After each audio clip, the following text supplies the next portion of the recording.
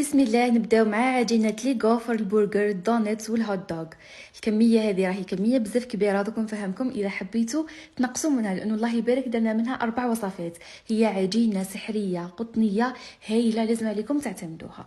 نقولوا بسم الله. كما شفتوني كنت حطيت كاس ونص تاع الحليب الدافي، كاس ونص تاع الماء الدافي، رايحه نزيد ايضا كاس غير ربع تاع الزيت، ورايحه نزيد 4 بيض يكون الحجم تاعهم متوسط كما راكم تشوفوا. من بعد نخلطهم انا برك هنا الكميه جاتني بزاف مع الفرينه وكلش، قلت لازم نبدل الوعاء باش نخدم اليز، لانه حنخدم بيدي، يعني مش حنخدم بالبيتران. الوصفات ان شاء الله كامل رايحين نخدموا غير باليد، هذا مكان. من بعد زدت هنا مغرفه ونص تاع خميره الخبز، مغرفه ونص تاع السكر، قعدت نخلط. بديت نضيف الفرينه. في الاول درت 2 كيسان تاع فرينه وقعدت نخلط ايضا، وزدت الملح اللي هو مغرفه كبيره تاع ملح، وزدت ضفت الفرينه مع كيس ونص خميره كيميائيه. نتوما تقدروا تستغنوا عليها، بصح تمد ايضا خفه للوصفه. بالنسبه لكميه الفرينه ايضا راهي كميه مضبوطه، اللي هي 8 كيسان ونص تاع الفرينه، نفس الكاس المستعمل تاع الحليب وتاع الماء وتاع الزيت اللي هو كاس 250 مليلتر، باش تجيكم هذه العجينه طريه. عطيتكم مقادير المضبوطه باسكو نخاف العجينه تاعكم تنشفوها بزاف، بعد الخبز تاعكم يجيكمش خفيف.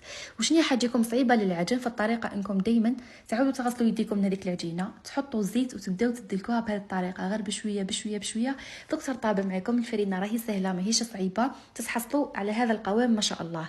حنخدم دائما بالميزان، فكل مره نوزن العجينه تاعي باش نقسمها على حسب الوصفات.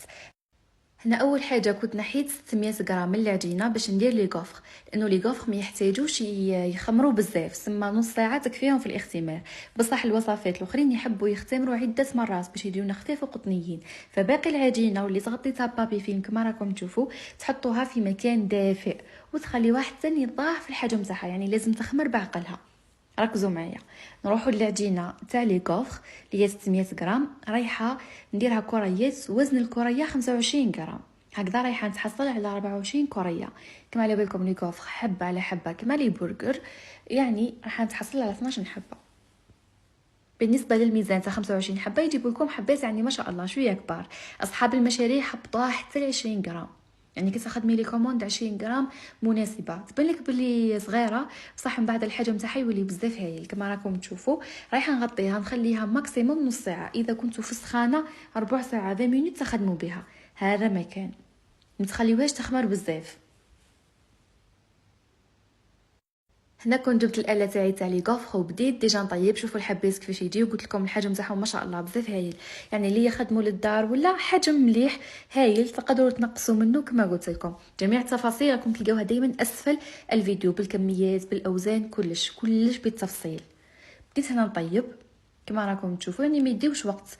نحط العجينه نسكر عليها مليح، وكل مره نقعد نطلع عليها باش ما نسكلحش. كما راكم تشوفوا لازم يعني تتحمر مليح. كما هنا خلاص رايحه نحيها، لانه دات هذا اللون الذهبي، ما تحمروهاش بزاف يعني تولي هنا ذهبيه، تخليوهاش تحمر لانه بعد تولي يابسه. ديروا في حسابكم بلي عجينه لي غوفر يجي شوي مقرمشه ماشي طريه. عاودت وليت العجينه تاعي بعد الله يبارك ما فاضت معايا، يعني اختمرت حتى انفاضت. شوفوا القوام تاعها كيفاش ما شاء الله، قوام العجينه بزاف هايل. انا ديت ليها الاقل مده ساعه اختمار، ركزوا معايا ساعه اختمار باش يعني ما شاء الله وصلت لهذا القوام. هنا رايحه نقسمها على 3، وكل وحده رايحه نشكلها على حسب الوصفه اللي رايحه نديرها. نفس الشيء عاودت وزنتها باش نقسمهم اكل قد. بديت اول حاجه بلي برجر. فبالنسبه لي برجر هنا كنت درتهم انا 35 غرام. 35 غرام نتوما كي تكون العجينه كما نقولوا مازال ما اختمرتش مازال ما ضابطش، تبان لكم باللي بزاف صغيره، صح من بعد تشوفوا باللي ما شاء الله الحجم يجي بزاف مناسب. نفس الشيء بالنسبه لتاع الدار، حجم بزاف هايل. بالنسبه يعني لي يخدموا لي كوموند 25 30 غرام، يعني 35 غرام نحسها شويه كبيره على لي برجر. كما راكم تشوفوا ندير هكذا كريات، نحاول شويه برك نبسطهم باش ما يجونيش طالعين بزاف، لانه بعد اصلا رايحين يختمروا. جيبوا لي 16 حبه. من بعد وليت درت لهم صفار البيض. كما على بالكم في العجينه كنا حطينا 4 بيض، يعني بقاو لي 4 صفار بيض. قعدت انا نخمم اسكو هاد العجينه تناسب اصحاب المشاريع بما انه فيها البيض وحنا ماذا بينا يعني حاجات غير مكلفه. فلقيت اصلا باللي حنا حين نستعملوا الصفار ورايحين كما نقولوا حنا نطليو العجينه تاعنا، ثم البيض خادمين به، وهذاك البياض راهو يمد واحد الخفه بزاف هايله. يعني اصحاب المشاريع اعتمدوا هذه الوصفه وما تخافوش راهي ما تكلفكمش، يعني 4 حبات بيض ما شاء الله في كميه تاع 60 حبه راهي ما تحسبش. وهذيك 4 صفار دير لكم كامل الوصفات، يعني ما تزيدوش تخدموا بيض بكميه اضافيه. هنا كنت كما شفتوني درت لهم شويه برك تاع الشوفان كديكور. نروحوا للشكل الثاني اللي راح يكون دي دونيت. انا شوفوا درت كلش 35 غرام ليه باش الحبات تاعي كي نحطهم مع بعض كامل يكونوا كيف كيف. ثم ثاني اذا كنتوا اصحاب المشاريع حاولوا انكم دائما الميزان تاعكم يكون كامل كيف كيف باش الحبات تاعكم كي يخرجوا كامل بنفس الحجم. 35 غرام ايضا حجم متوسط بالنسبه يعني كما قلت لكم. انا قلت لكم حنديروا لي دونت، حنديروا لي هوت دوغ قبل لي دونت كيف كيف معليش. شوفوا يعني طريقه التشكيل تاعهم مش كما البرجر، يعني مش كريات، نحاولوا انه نديروهم بهذا الشكل يكونوا شويه هكذا طوال.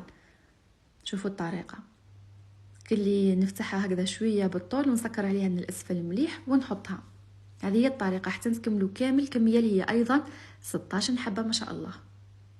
ايضا نديروهم بصفار البيض، من بعد زينتها بذور الخشخاش، حطيتهم في البلاطو ورايحه نخليهم يختمروا. مازال ماناش رايحين نطيبوا، راح نزيد ندير معكم الشكل الثالث ونهضر على الطيب.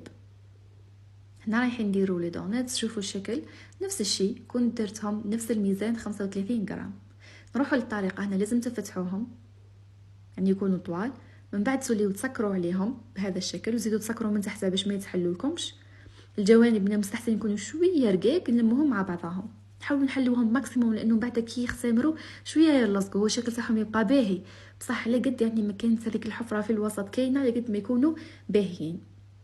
كما راكم تشوفوا نحاول اني نسكر مليح. بالنسبه لهذو كنت يعني زينتهم بذور تاع الكيبويه، يتباعوا عند اللي يبيعوا لوازم توابل مش لوازم حلويات، يعني تقدروا تلقاوهم بصح هما الاغلبيه عند اللي يبيعوا توابل، يعني سواء بذور الخشخاش اللي هما لي غرام دو بافو ولا هذه الزريعه، ولكن ما خدمت بالشوفان. هذو كامل تلقاوهم عند اللي يبيعوا توابل.